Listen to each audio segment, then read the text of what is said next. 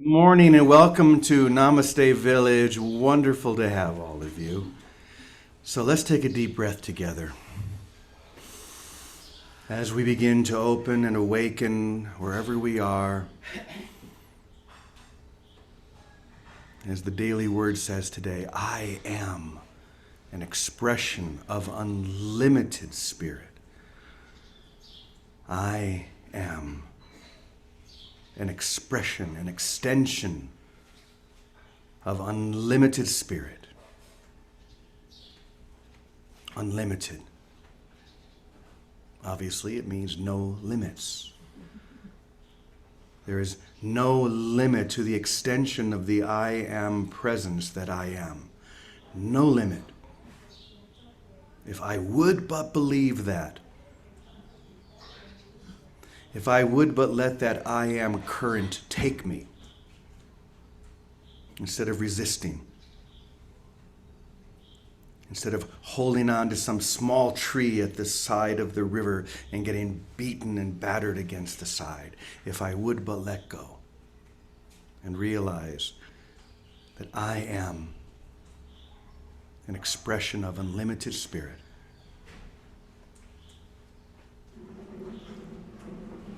A moment ago I was thinking, well, then everything would change, but then I would realize that nothing has changed. That's really what it is. Nothing has changed. That which is the same remains the same. That line's been going through my head this morning. That which is the same remains the same forever. In a nutshell, that's the whole teaching. You could say that's the teaching of A Course in Miracles. You could say that's the teaching of all the great mystics, of every spiritual teaching that is focused on penetrating that veil or that illusion. That which is the same remains the same forever. And what is the same is that I am an instrument of peace. The I am presence within me is the instrument through which the divine expresses itself. Its unlimited spirit, its peace. So we're going to start off with that prayer, I am an instrument of peace, the prayer of St. Francis. However, when you hear this, you'll hear the traditional words, Lord, make me an instrument of peace. But what we're going to do is in our minds and our hearts, we're going to shift that into the present moment. Don't make me into something that I already am. Help me just to realize what I am, who I am, where I am. So Tina Malia is the amazing singer who sings this with me. So let's just dive into this experience now.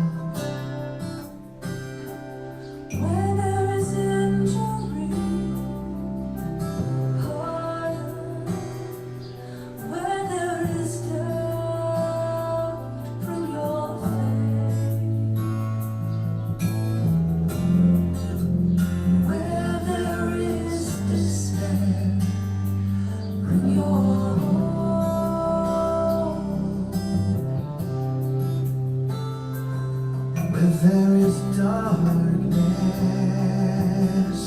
we will bring your light.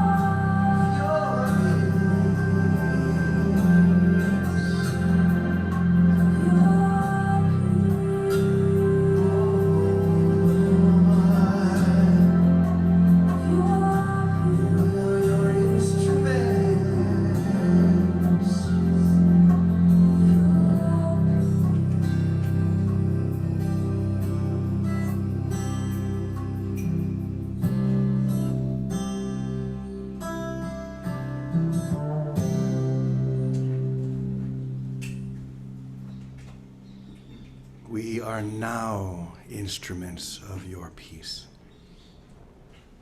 And we recognize that an instrument can't play itself. So we surrender. We remain humble. We can't do this on our own, because that which we think is alone is not. So we focus only on what is, that presence. So once again, I am an expression of unlimited spirit.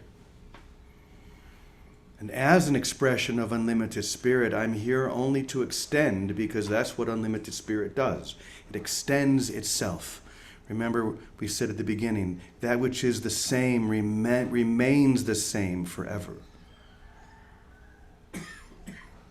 And if I am the same as my Creator, which only extends love, then that's what I do. That's what I am.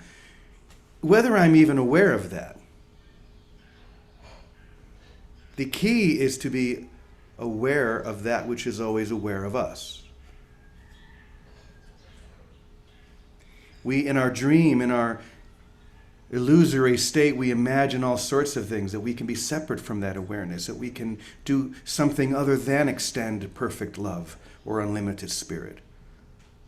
But the truth is, that which is the same remains the same forever. And I am as God created me.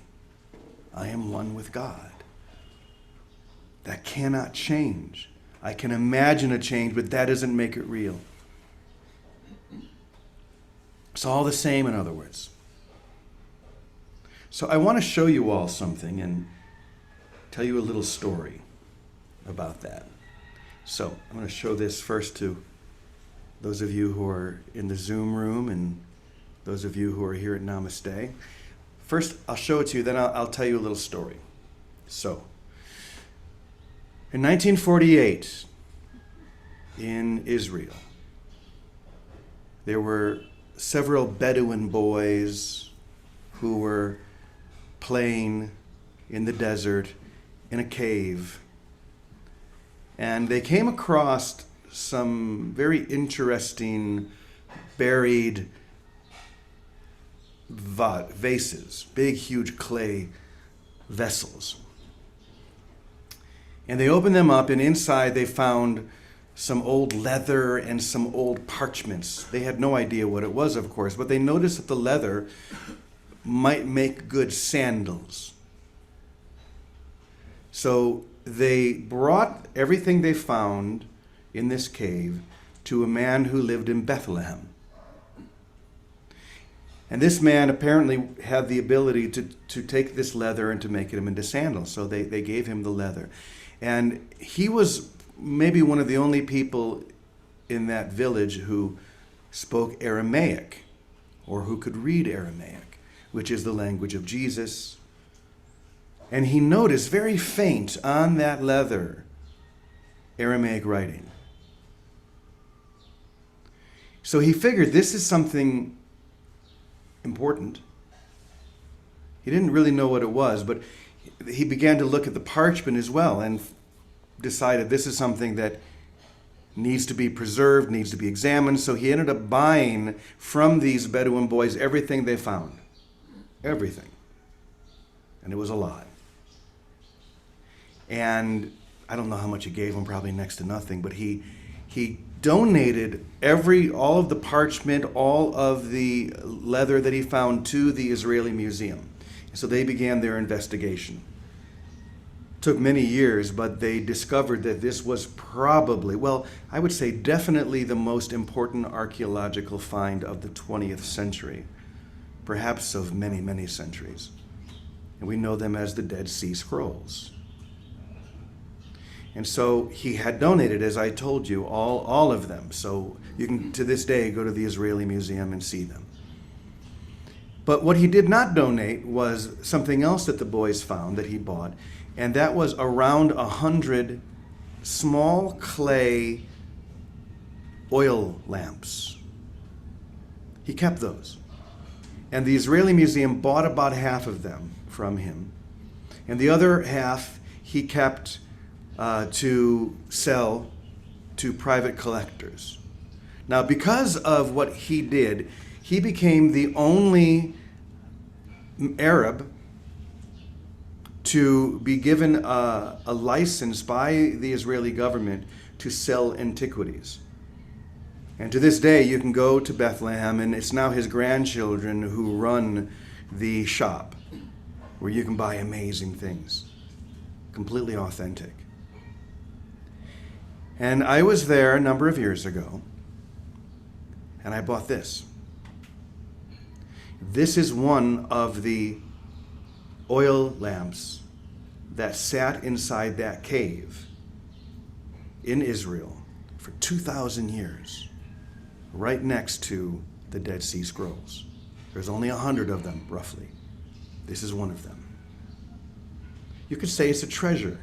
You could say it's an archaeological gem, gift. It's a beautiful thing. So I wanted you to see this first. Okay. Now, I'm going to put this here. And I have something else. Okay, so this is a little, I don't know what it's made out of. It's probably just molded out of some substance. And I think it's like a little tiny statuette of Mary. I'll bring it right close here. It's probably not worth very much. But this was a gift to me from Julie. Julie gave this to me as I was entering the anchor hold last year. She felt it would be a nice little gift to have on my altar, and it's been on my altar ever since. So once again, it says in the bottom, Windstone Editions, Desire. This is from a place in North Hollywood, California. So it's a beautiful thing. Now, if we were to compare these two, one might be tempted to say this is something of great value, and this is something of lesser value. But that's not how I see it. Because what is the same remains the same forever. This is a gift of love. Someone who I love and who loves me gave this to me. And to me, that's just as important as a little tiny oil lamp that has been sitting in a cave with the Dead Sea Scrolls for 2,000 years. It's only comparable in terms of its difference in the world of differences, in the world of egoic belief, that I could be one thing and you could be another, that this could have no value and this could have great value. So the experience that we describe here every day is really just the experience, those words that I've said many times already today, that which is the same remains the same forever. Love remains the same forever. The gift that Julie gave me a year ago, and it actually was just about a year ago, is the same as something that physically has great value. Because really, this is really, when you think about it, it's nothing more than just some clay. And this, when you think about it, is love. So how does this relate to our lesson? I am an expression of unlimited spirit. It's very simple. The I am presence is the same each and every single moment and in each and every single person. There is no difference. One person may be rich, another person may be poor. Another one may be beautiful, another one may not be beautiful. There are so many differences that we see with our physical eyes, and yet what we're told, what we know, is that there is another awakening, another eye that sees through all of those differences and sees only that which is whole, only that which is true. Now, I was actually thinking as I was walking here today, what if I dropped this and it just shattered? Well, I had a similar experience just last night. First of all, there is a coffee mug that I had in my possession for, oh, I don't know, close to 30 years, I guess. It was a coffee mug that my daughter had painted for me when she was about 6. And you know, you go into one of those pottery shops and you paint, then they put it into the kiln. And I treasured that because it was something that she gave me, just like this was something that Julie gave me. That's what made me treasure it. It was a gift. And I don't know how many cups of coffee I drank. I'm sure well over 10 or 20,000 because I had that coffee mug for so many years, and I probably drank 1 or 2 cups a day out of that mug. Well, one day I was right over here in the kitchen, and it was sitting on the side, and somehow I knocked it over. Were you there when I did it? And of course I was like, oh no, I broke my mug. But it didn't disturb my inner peace. Last night, I was up in my room, and I also have a mug that my granddaughter painted for me. Now, she painted it probably when she was 3.5 or 4. So it wasn't elaborate, but it was a lot of color, and then we got her to paint the words "pop pop" on it. Well, guess what I did last night? I busted it. I knocked it off. It broke. It didn't shatter because I think I can glue it back together. But still, even though this was a gift, what was not shattered was my inner peace. So this, which cost me thousands of dollars to own, I don't know why I got it. This is just me, and sometimes I'm rather spontaneous. But if I won't do it, but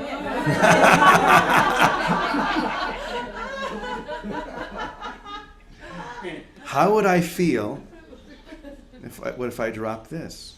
Well, let's find out. That may happen one day, but today. But I have a feeling that it would be similar to what happened with the mugs. It'd be like, oh no, but I don't think my inner peace would be disturbed, because I know that I am an expression of unlimited spirit. That is who I am. Unlimited spirit is not limited. It doesn't change. Remember, that which is the same remains the same forever. If we just have that one chant moving through our heart, our head, all the time, we would never lose that sense of peace. So I thought I would just bring these 2 things today because I was looking at them last night thinking, what is value? What is valuable? Is it the story? I told you a story about this. It's a pretty good story. Story of how the Dead Sea Scrolls were found and how that one man bought all of those scrolls from the Bedouin boys who must have later been saying, damn it, we sold them for too little. But how could they have known that this was the most important archaeological find of the 20th century? And then there was this beautiful little figurine that our dear Julie gave us. No different, just as holy. There's a beautiful lesson in that, a beautiful experience. And I think just noticing that, recognizing that, it starts to open up the door to that experience. That which is the same remains the same forever. Victoria, one thing about you is you are always the same. You are filled with joy and light and radiance. And I've known you for 30 years and you haven't changed. So what would you like to share this morning? Thank you, Brother James. Well, I love what you're doing this morning because it's practical. What we're all different but the same. And the spirit in us is what's the same. And when our life is dedicated, simply dedicated to the awareness of that breath that is what we are, we that's how we awaken, by paying attention to it. And of course, it draws us into the same response. We become loving. It's impossible not to. It's not that it's a great attribute, it's just impossible not to be if we stay aware of that same presence. But our son this morning called and he told me that every morning they watch their little, she's 5 months old, daughter wake up. And they have on the video, they have a little TV video screen and watch her. And she's in her room in her crib. And every morning they get so excited because she wakes up in such happiness and glee all by herself. And she wakes up, and for about 5 or 10 minutes, he said, they just cannot stop watching her because she wakes up and she's smiling. So today he said, I'm going to take a video so you can see her tomorrow. And I thought, oh my gosh, look at that spirit. Look, that's the same spirit. We all are. That's the spirit that we want to nurture in one another. And thank God so many of our children are coming in with it right in the surface of their minds, right in their consciousness. And that's the spirit that brings us through what seems like different events. Some are good, some are bad. But the truth is, and they do this more in the East, and with Rumi and different Eastern writers will say how the highs, the wonderful physical highs that people get all excited about, or the lows, they don't affect a truly awakened being, because their happiness, their peace comes from this inner state that they're in touch with. And that's all that we are becoming aware of, that inner state that we can stay in touch with if we're sharp, if we're just dedicated to it, committed to it, because the fruits of it are peace no matter what. And truly a state of happiness no matter what. We just moved from a home we've been in 42 years. And the next day, one day we're there, and one day we're in a little apartment. And it was seamless on an inner level, even on an outer level. It was pretty seamless. It's like, oh my gosh, this is so much fun too, because the inner state stays the same. And I've experienced, and I know many of us have, with brothers and sisters who've passed, who've put their bodies down, who've left this time and space designation, and let their bodies be complete, mission complete, and open to spirit, transition to what the world calls death, and not skipped a beat. And I've experienced it myself with brothers passing, experiencing nothing happened, that love expanded and communication is greater. And those are the benefits of what's different but the same. And when we stay with what's the same, it's like that breath of spirit that activates us, that guides us in the most mundane things here in time, how to wash the dishes, where to find a coat when you need one, those simple things. It's that same spirit. Then we don't lose our balance, our equilibrium, our peace, or the happiness, no matter what seems to be happening on the outside. And no one can teach it to us, but we can exemplify it for each other, hold each other's hands while we pay attention to that same spirit together and for each other. And that's, I guess, the greatest gift we have, to pay attention to that same spirit, no matter the form, in every brother and every creature, in and out of time. But so that's what I'd say to that. Thank you, Beautiful. Brother James. That inner state. I love that. Wow, thank you, Vicky. And by the way, to both of you, I want to say that people have been coming up to me almost every day now saying, when are Vicky and Teddy coming to Namaste? So we need to get serious and not just talk about it. We need to get you both here. So Okay, start looking at your thank you. calendar, darling. All We got right, got it. you We haven't been got it. here in a couple of years now, so it's time to come back. It is time. Thank you, thank you. Here you And go. Teddy, you need to come for the first time. So what would you like to say? Yeah, Well, you know, we gotta go. we gotta go. Yeah. Okay. Um, Jesus is really sort of very clear in the Course in Miracles about this whole thing of valuing and giving and receiving. And everything here has the value that we give it, no more and no less. And obviously, what has what has total value is what's eternally valuable. Because everything in time comes to an end.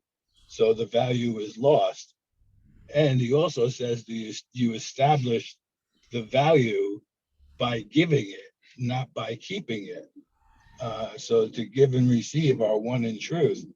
Now, I would bet if anybody is like me, there's a value in an experience I've had that surpasses anything that I could ever have here on the planet, because it was an experience of eternal value of who I am in relationship to creation.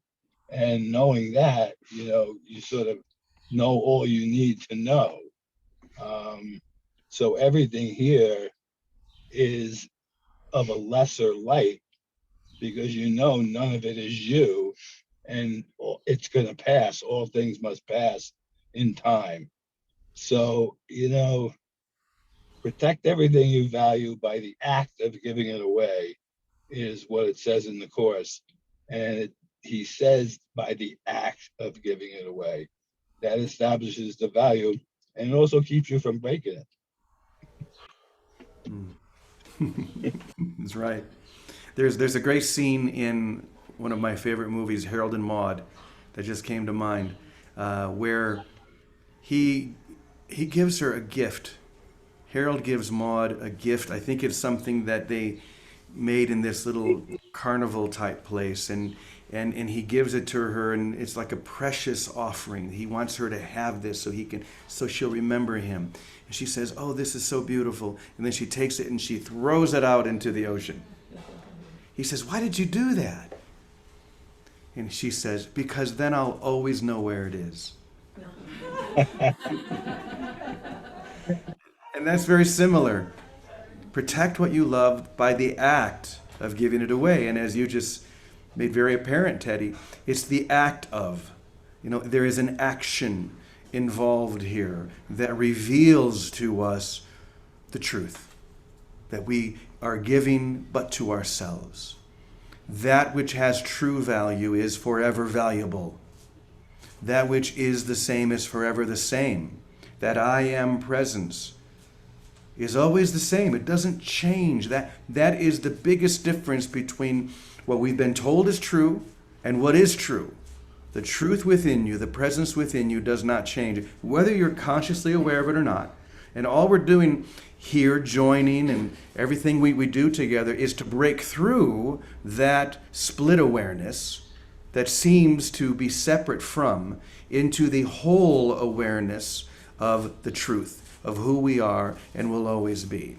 And when you get to that, the story of a little oil lantern like this, even though the world says this is a real treasure and very valuable, it becomes the same as this little beautiful figurine that Julie gave me because it's about love. So thank you, Julie. I still treasure this. All right. What time is it? Oh, we're doing pretty well. Is there anyone here at Namaste that would like to share anything before we go? Or if there's one person, we have time for maybe one person in the Zoom room, if anyone would like to share anything as well. Then we'll put our prayers on the altar. If you do, just raise your hand or unmute your mic. Anyone here before we do that? Okay. How about in the Zoom room? Anyone want to share anything? Y'all are so quiet this morning. All right. James, can you hear me? Yes. Hi, Mary. Hi, I'm in the car, so I've never done this before, but James, I just need prayers. My dear friend died yesterday. My son isn't speaking to me and my husband, and I'm really just, I need help. Okay. Thank you, Mary. So let's begin by laying all of our intentions, all of our prayers, all of our needs upon that altar, knowing that in truth they have already been answered. So we begin by praying for Mary and her friend, her husband, her son, for the whole family, that the breakthrough of the light may be seen, may be understood and experienced as already true, already whole. That which is true forever. It cannot be compromised. It cannot be changed. It is the same forever and forever. So we begin today by laying Mary and all of her intentions upon the altar. And what we're going to do now is, if anyone else has anything that they would like to lay on the altar, or a person, not like a long sentence, but just a person that you want to lay on the altar, go ahead and unmute your mic and just say their name. And anyone here at Namaste, just say your name, the name out loud. Sarah and Rebecca. Timothy. My son, Christopher. Linda. Gladys. Luna. Marika. Charles. Tyler. Marvin. Terry.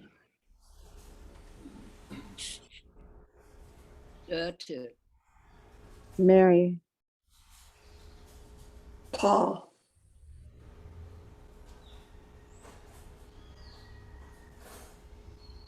Jonah. So we lay Nikki. all of these intentions, all of these prayers upon that altar. We recognize the grace and the holiness at the center of them all. We know that it would be impossible for our prayers not to be answered the instant we feel them. We but now need to see that and have faith and confidence in that fact. So we lay all of these prayers upon the altar now. And we say together, and so it is. And so it is. Thank you, everyone. Vicky, Teddy, all of you. It's always so, what a gift we have to share.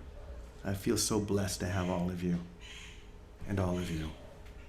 Let's go ahead and we will pray our prayer of protection together. I'll go ahead and put it up on the screen. And here we go.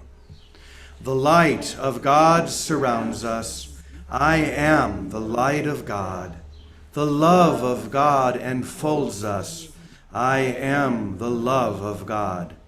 The power of God protects us. I am the power of God. The presence of God watches over us. I am the presence of God. Wherever we are, God is, and all is well. And so it is. Namaste, everyone. Have a blessed Bye. day. Have a good day. Namaste. Stay, James. Thank you. Thank you, everyone. Love you all. Love you. And love you all. Bye-bye. Bye. Bye-bye for now.